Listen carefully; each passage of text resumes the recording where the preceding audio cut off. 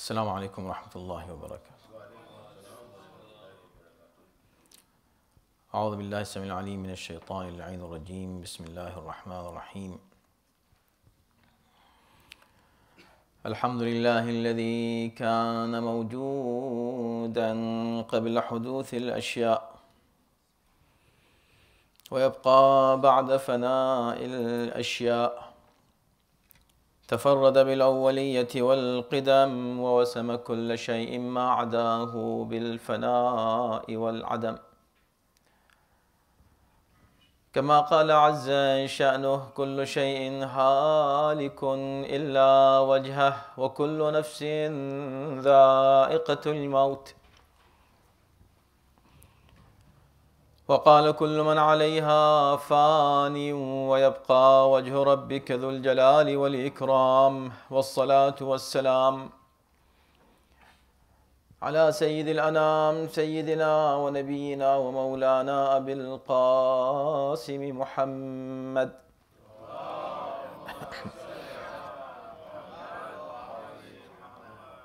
وآله الطيبين الطاهرين المعصومين، ولعنة الله على أعدائهم أجمعين من الآن إلى يوم الدين. أما بعد، فقد قال الله في كتابه الكريم: بسم الله الرحمن الرحيم. إنما المؤمنون إخوة فأصلحوا بين أخويكم واتقوا الله لعلكم ترحمون. صلوات.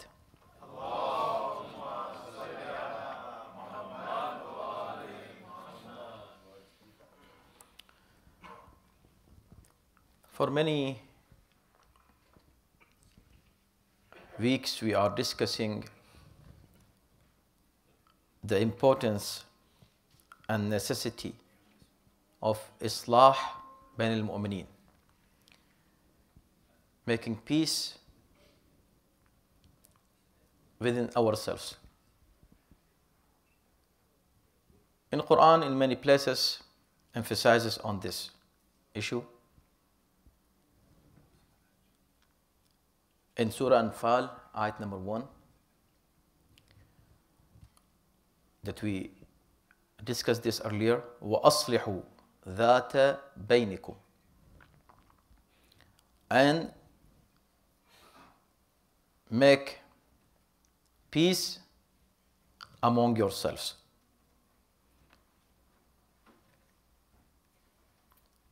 And in Surah Al-Hujurat that we discussed last week, it says, إِنَّمَا الْمُؤْمِنُونَ أُخْوَةٌ, mu'mineen are brothers, all the believers are brothers. فَأَصْلِحُوا بَيْنَ أَخَوَيْكُمْ. Now it is your responsibility as a mu'min to make peace among your brothers. We discussed many aspects of this responsibility as a mu'min to maintain peace in the society and especially in the community, and it is the right of our community, as Imam Zain al-Abidin ﷺ has mentioned in his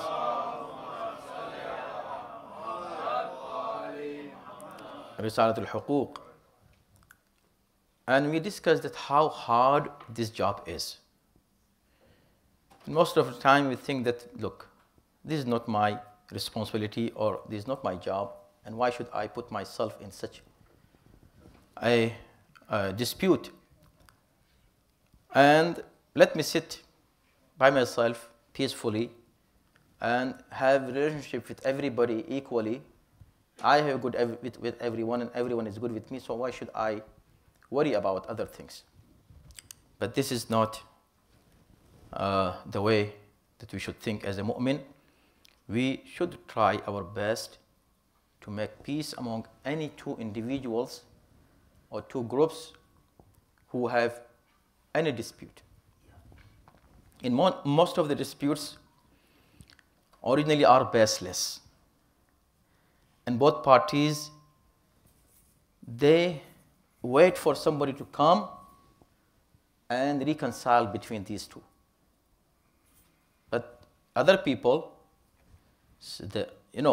usually the diplomacy demands that you be nice with everyone. So don't interfere in the issues. But we discussed the difference between being a judge and an arbitrator. So of course, in most of the cases, you should try to be arbitrator, not a judge. It's hard to be a judge. It's hard to judge someone who is right, who is wrong. And if you come as a judge, your job becomes even harder. So it's better to try to make peace through compromise between two individuals or parties. But this is also very hard.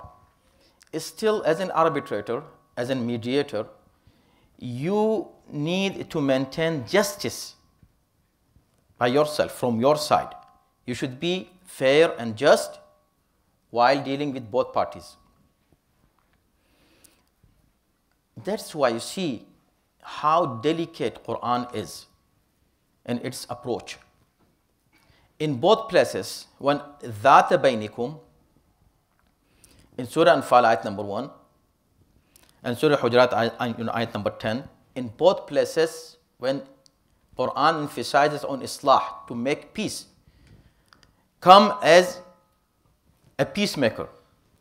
So, in both places, Islah, aslihu, make peace, comes with one word.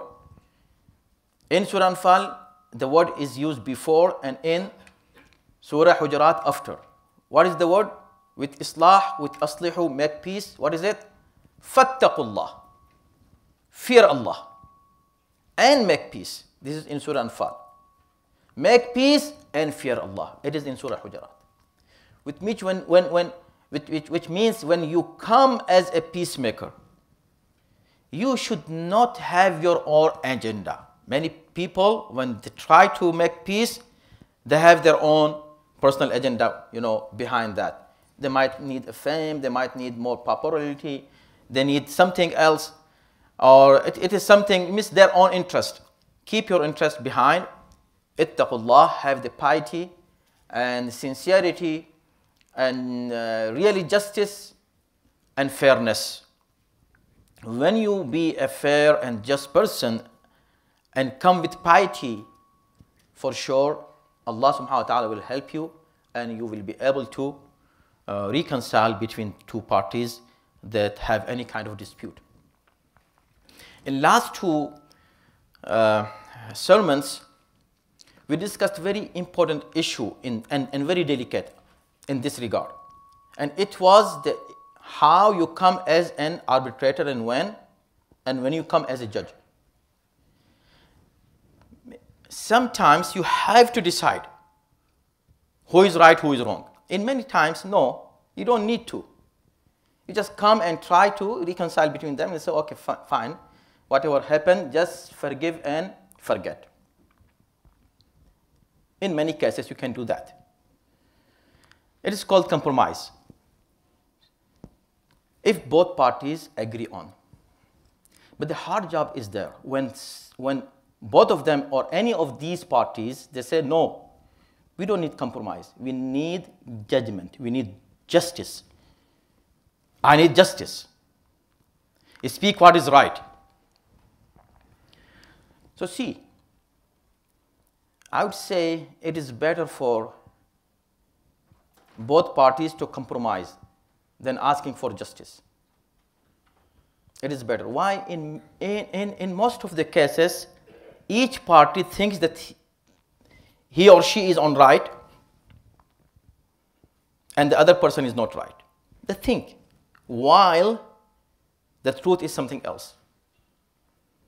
According to their own judgment, they might be fair in their judgment, but still they might missing some real points which makes him guilty. But he is not accepting that. Why? Because he doesn't know that he has done anything wrong. So he thinks I'm right when I'm right, so I want justice. So why compromise is better?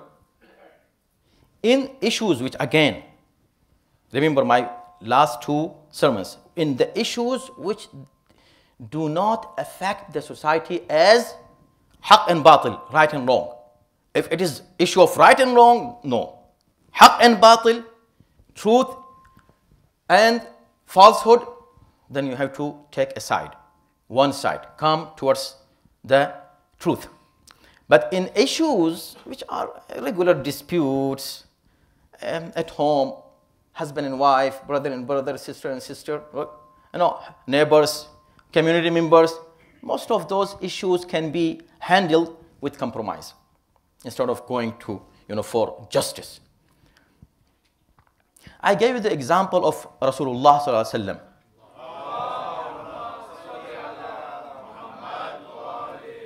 How he solved a problem which was almost turning into a very dangerous kind of bloodshed. But he offered the compromise. He didn't say whose right is what. He says, okay, this is the compromise. Let's all together put the Hajar al-Aswad back, and everybody will get some blessings of that. Everybody was ready for that, and everybody accepted the judgment or arbitration of Rasulullah. There are so many more stories, but there is a very interesting story, another one, from the life of Imam Ali alayhi salatu wasalam. And you might have heard it, and this is for all of us. We might have in dispute with somebody, and we might be sitting and thinking that I am right and I was wronged, and the other party should be punished. Or somebody should come and say, hey, you are wrong, and tell me that, yes, you are right. So I be satisfied. Yes, I am right. Then I will make peace. This happens. So the story is very simple. There were two travelers who were traveling together. And at the time of lunch, they stopped somewhere to take their meal. They sat together for the meal. Both take out their whatever they had. One person had 5 loaves of bread, and the other one has 3. You have heard this, right? Sat together. Suddenly, the third traveler passed by, and these people offered him. And this is Islamic akhlaq, that when you are eating and somebody is there, you should offer him the food. They offered him to sit with him, with them to eat. He accepted the offer and started eating with them. After he finished the lunch, he left. While he was leaving, he gave them 8 dirham as a gift. So this is my gift for you. These guys took the dirhams. The person who had 5 breads, he kept 5 dirham and gave the other person 3 dirham. Dirham was just like $1 today. So the person who received 3 dirham, he did not accept this distribution. He said, no, this is not fair. I need justice. The third person who gave us this money, he did not give you 5 and me 3. He gave us this 8 dirhams, and if we are distributing this, we have to distribute it fairly. You keep 4, I will keep 4. The other guy said, no, I had 5 breads, you had 3 breads, and based on these numbers, I calculated, and I will keep 5, I will give you 3. It was the issue of 1 dirham. First of all, look how many lessons we learn from one simple story. It was really issue of 1 dirham. It was better for any of them to keep all of them, it's fine. You are my brother, keep them. The other would say, no, you keep them. And then they would come to some compromise, but no compromise. They say no compromise. both of them. He said, I want 5. He said, I want 3. He could give him 1 and say, okay, fine. Take 1 and we'll keep 4 and 4. He could say, okay, fine, you gave me 3, I don't care. So what, 3 or 4 or 5, I don't care about 1 dirham. So it was about just 1 dirham, the dispute. So this is one thing. Many other issues are just like this. We might don't realize that it is the issue of 1 dirham. Go back to our home and see what kind of dispute we have, which later on becomes a big, huge fight. But the basic is issue of 1 dirham. It's worth $1 or less or more. Nothing else. The dispute was still there and they were fighting. They said, okay, what should we do? We'll go to Imam Ali alayhi salam. They came to Imam Ali alayhi salam. According to one riwayat, it was the time when he was Khalifa. Khalifa of entire Muslim Ummah. I many times think that why people are coming to me for very simple issues. When I read such stories, I say, Subhanallah, when Imam Ali alayhi salam, and where issue of 1 dirham? How important his time was, Imam Ali's time, how important it was. But the lessons to be learned. First of all, look, he was the head of a state. And his, of course, the government was huge and big. But still he gave them time. Today, if you want to reach a very low level of politician, you cannot reach him. Right? But both of them reached to the highest authority at that time, Imam Ali alayhi salam, easily for what? Dispute about 1 dirham. Look, this is a lesson. How the people were careless. They don't appreciate the leader. On the other hand, how the leader was. He was welcoming everybody. It is fine. Although my time is important and I know that you are fighting on very simple issue, but still I will come and help you. So Imam Ali alayhi salam gave them time. They came to Imam Ali and presented the case. Now, who is more just than Imam Ali alayhi salam? Tell me. No one. Imam Ali, many scholars, great scholars have called him not just, they called him justice. Imam Ali was not just. He was justice himself, embodiment of justice. Aliyun adlun, not adilun. Aliyun adlun, he was qutila li shiddati adli, he was killed because of his justice. So no one can be more just than Imam Ali alayhi salam, of course, after Rasulullah and Allah. He is the most just person in the history of mankind. This Imam, in the first step, he did not say, okay, I'm going to make, give my judgment for you and do the justice for you. He said, he offered compromise, not justice, remember. He said, okay, whatever distribution is, ask him, the person who kept 5 dirhams, do you agree wholeheartedly to give him this 3? He said, yes, I gave him this 3. He said, do you agree to keep this 3? He said, no, I'm not. He said, no, keep them, it's fine. It's fine for you to compromise and keep this 3. He said, I don't want compromise, I want justice. Imam said, are you sure you want justice? You might not, you don't like it. He said, no, I liked it. That's why I'm here. I want justice. No compromise? No, no compromise. You don't want these 3 dirhams? No, I want justice. Imam said, okay. So justice is this. You keep 1 and he will keep 7. You keep 1 dirham.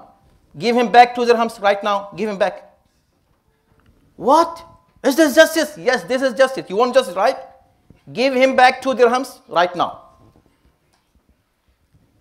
He was scared. What are you talking about, Imam Ali? He said, you asked me for justice, I'm giving you the just decision. He said, why? He said, okay, let me tell you why.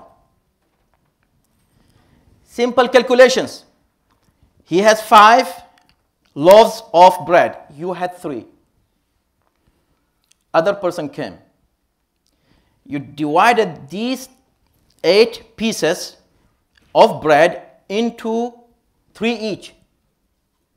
3 by 8, how many? 24. Out of 24 pieces of those 3 loaves of bread, each of you ate 8 of them. This is the fairness, right? Did you eat 8? He said, yes. You? Yes. From your 3 pieces, 3 breads, if you make 3 pieces each, how many pieces? 9.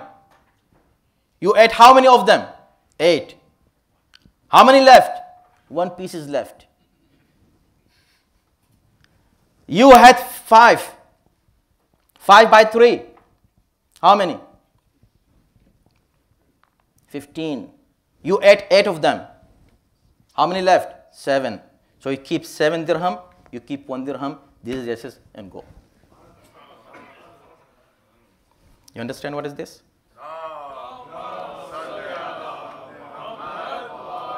Subhanallah, it was Imam Ali alayhi salam, very quick in calculations. Of course, Imam Ali alayhi salam, Imam.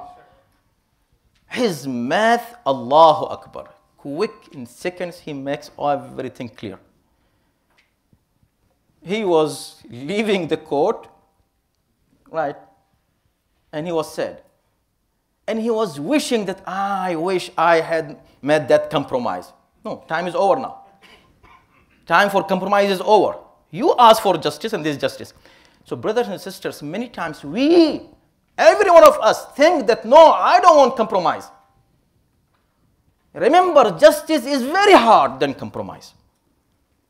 Don't ask for justice. It's hard for you to ask for justice because you don't know. You don't know what you have done and what will be the judgment of a fair, just, justice. And a person who is the judge, how his judgment is going to be. You have no idea. So it's better for you to compromise. In compromise, what you will get, first of all, you might get more than your right. The second thing, you will get the thawab and reward of having good intention in your compromise. That's why, look, subhanallah, this is Quran. In both ayat, it combined the job of islah. Peacemaking job should be accompanied with taqwa. Ittaqullah, ittaqullah.